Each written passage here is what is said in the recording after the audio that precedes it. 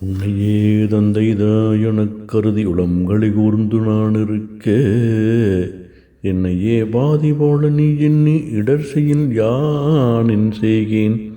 கண்ணிகையே என்று கருணை வாருதியே கடுகியே மயில்மிசை வந்து தண்ணியனாக என்னை ஆண்டருள்வாய் சரவணானந்த சண்முகனே. எல்லாம் வல்ல முருகப்பெருமானுடைய திருவருளையும் குருவருளையும் சிந்தித்து வாழ்த்துகின்றோம்.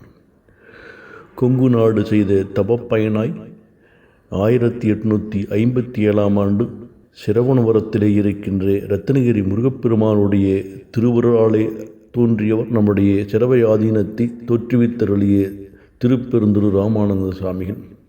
இளமையிலே அவரோடு ஒத்த வயதுள்ள குழந்தைகளெல்லாம் விளையாடுகின்ற பொழுது, பள்ளிக்கு சென்று வந்து விளையாடுகின்ற பொழுது, நம்முடைய ராமக்குட்டி என்று சொல்லுகின்ற ராமானந்த சுவாமிகள் இளம் வயதிலேயே இறைவனுடைய அருள் நூல்களையெல்லாம் படித்து அதனுடைய முருகப்பெருமான் உள்ளிட்ட விநாயகப் பெருமானுக்கு அர்ச்சனை செய்து வழிபாடு செய்வதையே தன்னுடைய வாழ்நாளிலே தொடக்க காலத்திலே செய்து வந்திருக்கின்றார். பள்ளி பருவம் முடிந்து அவர் தன்னுடைய தந்தையாருடைய தொழிலாக இருக்கின்ற வேளாண் தொழில் செய்கின்ற பொழுதும் ஏற்றங்களை இறைத்து நீர் இறைக்கின்ற பொழுது அவர் பாடியதாக இருப்பது சண்முகமாலை.